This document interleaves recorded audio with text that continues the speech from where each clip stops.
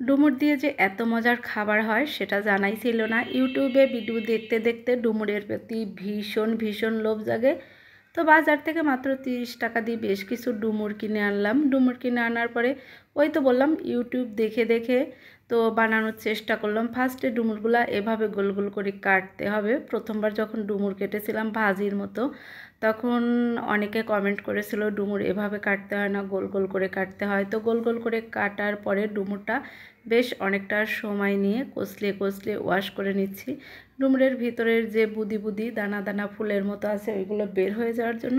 তারপর একটা পাত্রে বেশ কিছু পানি অ্যাড করলাম, 2 কাপের মতো। 2 কাপ পানিতে বল করতে শুরু করলে সেই কেটে রাখা ধুয়ে রাখা ডুমুরগুলো দিয়ে দিলাম, আর সামান্য লবণ এবং হলুদ অ্যাড করলাম খুব সুন্দর একটা কালার আসার জন্য।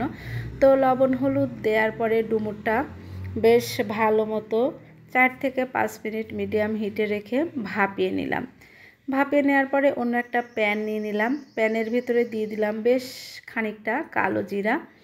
কালো জিরাটা একদম লো হিট করে ভেজে নিতে হবে। কালো জিরা কিন্তু বেশি ভাজা হলে তেতো হয়ে যায়, আর তেতো পুরা কালো জিরা খেতে তিতা লাগে।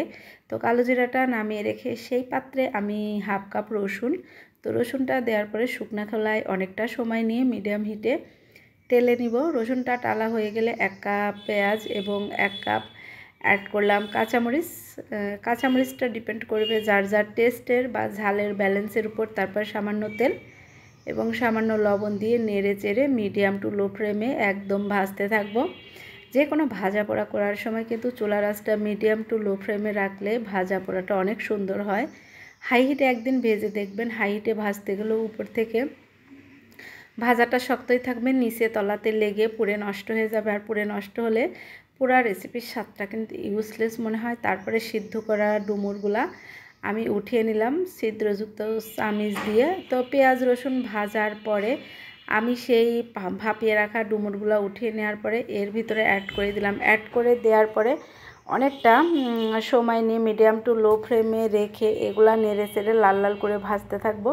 তো লাল লাল প্রায় হয়ে এসেছে, লাল লাল হয়ে যাওয়ার জন্য অপেক্ষা করছিলাম। তো লাল লাল হয়ে এলে নামিয়ে নেব। নামিয়ে নেওয়ার পরে একদম পাটাটা কিন্তু আগেই ধুয়ে শুকিয়ে নিতে হবে, কোনো ভিজা পাটায় এটা বাটা যাবে না। তারপরে ভেজে রাখা কালো জিরাগুলো ফার্স্টে বেটে নিতে হবে। কালো জিরা বাটতে মানে হাড্ডি খুলে যাওয়ার মতো অবস্থা। শুকনা পাটায় শুকনা কালো জিরা পানি ছাড়া তারপর ডুমুরগুলো বেটে মিশিয়ে নিলাম। তারপরে মিশাতে হবে অনেকটা সরিষার তেল। তো সরিষার তেল দিয়ে মেশানোর পরে পাটা মুছে কে কে ভাত খান, ভর্তা বানানোর পরে পাটা মুছে ভাত খাওয়ার মজাই আলাদা। ডুমুর ভর্তাটা কিন্তু বেস্ট ছিল।